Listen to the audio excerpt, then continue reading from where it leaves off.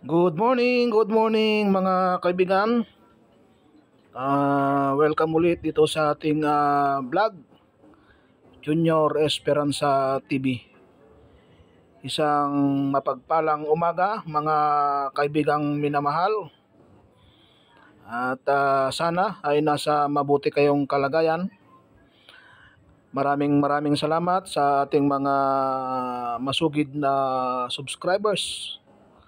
At medyo pasensya na kayo at ilang buwan na hindi tayo nakapag-upload ng mga videos sa kadahilan ng marami tayong ginagawa. Pero ngayon mga kaibigan ay ipapasyal ko kayo muli dito sa isang napakagandang lugar kung saan tayo nag-aalaga ng mga ating baboy at mga manok. Ito at nakasakay lang tayo sa ating scooter at mukhang maganda naman yung daan mga kaibigan. At ilang araw na hindi nagulan kaya tuyo itong daanan na to.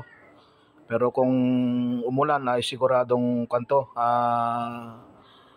malagkit itong dinadaanan natin. At salamat sa ating Panginoon at binigyan ulit tayo ng isang magandang araw at upang makapagbisita tayo dito sa ating mga alagang baboy. Yung baboy pala natin na inahin na isa ay nanganak ng 10, pero may namatay na 3. Pero salamat pa rin sa Panginoon at malaking blessing na yung 10 biik na pinanganak nung isang araw. At ayan nga, nagbibiyahe tayo. Medyo lubak-lubak yung ating daan. Ito yung mga mais. Nakabunga na sila. Ito yung kagandahan mga kaibigan ng nandito tayo lamang sa probinsya. At palagi tayong nakakalanghap ng mga fresh air. Alam niyo magandang kanya na naidudulot sa ating katawan pag nakakalanghap tayo ng ganyan. Mga magagandang hangin. Maganda sa ating kalusugan yan. Yan, at sana ay manood kayo hanggang sa dulo ng ating video mga kaibigan. Yan, at yung gate ay nakasara. Mukhang nakalimutan nila yung susi mga kaibigan. Yan, at mukhang uusok tayo. Susuot tayo dun sa butas na yun. At nakasarado nga yung gate natin. Nandito yung mga ibang motor. Yan, papakita ko sa inyo yung napakagandang kapaligiran dito. Napakasarap huminga mga kaibigan. Pag ganito yung kapaligiran natin, ano? Yan pala, si Mrs. ang ating taga-video ngayon. Ayan, susuot tayo dito sa malaking butas. Ay, maliit na butas. Sana ay magkasya tayo kasi tayo ay oversize. Yan. Nagkasya naman tayo mga kaibigan. Maganda rin, paminsan-minsan na tayo ay maglakad. Magandang exercise yan. One reason pala kaya tayo nag-alaga ay para rin magkaroon tayo ng kaunting exercise kahit papano. Ito nga, masarap din magtanim ng mga gulay. Alam niyo mga kaibigan, napakamahal na ngayon ng bilihin. Lalo na yung mga gulay. Kaya mas maganda pag nandito tayo sa probinsya. Pag mga may gulay dyan, pwede kang humingi. Basta konti-konti lang, no? Huwag naman yung marami kasi kawawa naman yung nagtanim. Parang na dito, medyo masukal-sukal na siya. Yun nga at medyo ilang araw lang na walang ulan ay talagang na. Ito yung mga alaga nating mga pato. Kung napapansin nyo ay talagang kakaunti na sila. Yung iba ay namatay, yung iba naman ay pinahingi natin doon sa ating mga kaibigan na gustong kumain ng pato. At kung makikita nyo ay nandyan na naman, mayroon na naman isang patong namatay. May itlog yan na mga 10 piraso pataas. Naglilimlim na pero ayan, mukhang high blood na. At ito naman yung alaga natin, inahin. Yung anak pala niya ay 13 na piraso. Pero may namatay na 3, kaya ang natira ay 10 piraso na lang. Sana ay makasurvive na ito at wala nang magiging casualties. Kasi napakamahal ngayon ng commercial feeds. At mura naman yung karne ng baboy. Kaya mas maganda yung may mga inahin tayo at biik na lang na ibebenta natin. Nabenta natin yan ng 4,000 ng isa, ay siguro makabawi-bawi na tayo doon sa ating mga inutang na pagkain ng baboy. Talagang ganyan mga kaibigan ang farmer. Sorry.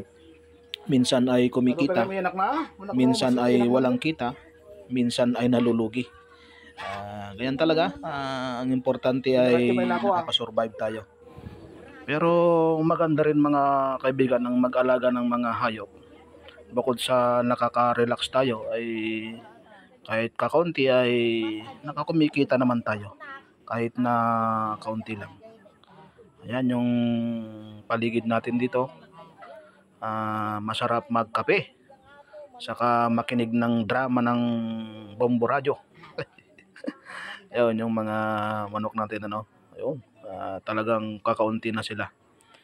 Alam nyo pag dumaan yung dito, sengaw, sinasabi namin dyan, ay talagang maraming namamatay na manok. Sabi ko nga, talagang ganyan lang, no? Yung mga native na manok natin, dati napakarami niyan, pero ngayon ay kakaunti na sila. Yun, yung ating minamahal na misis, yung mga in-laws na.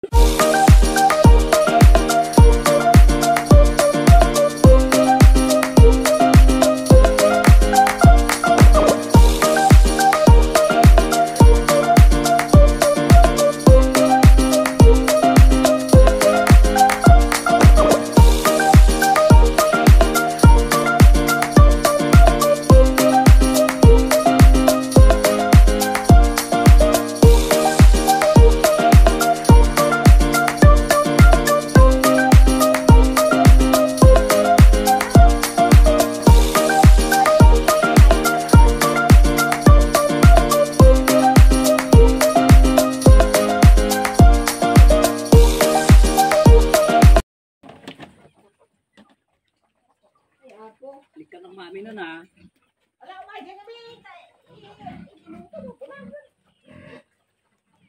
Baro lang nga ako, kung may mga Domingo na ata.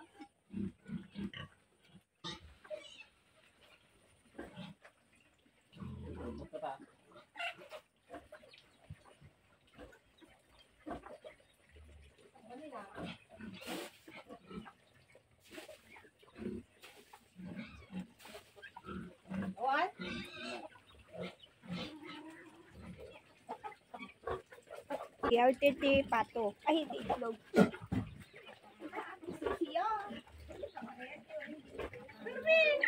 Diyan, gabi ko susi yun eh. Basta may nakto, dyan si pangkabilak susi.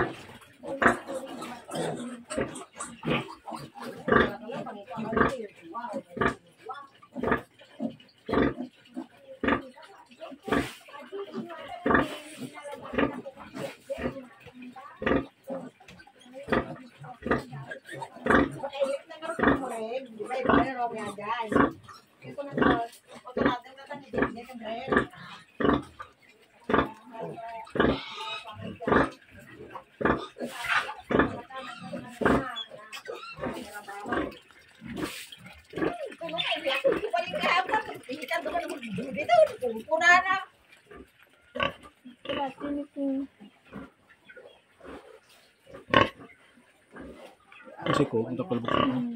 Kailan susunod? Kada pa ito kan ano hindi ko ano na kanya ni kada tunuan aja.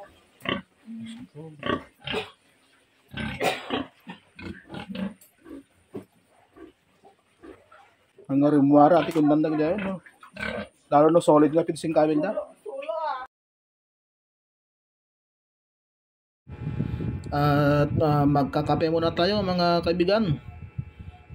Alam nyo ay napakagandang o napakasarap magkape pag medyo mainit yung panahon. At maraming salamat sa mga nanood ng ating videos, sa ating mga subscribers. Maraming salamat sa inyong lahat. At sana ay palagi tayong masaya, palagi tayong malusog. At yan, thank you mga kaibigan. At sana ay mag-subscribe na kayo dito sa ating channel, Junior Esperanza TV. At hanggang sa muli mga minamahal na kaibigan. At magkape muna tayo.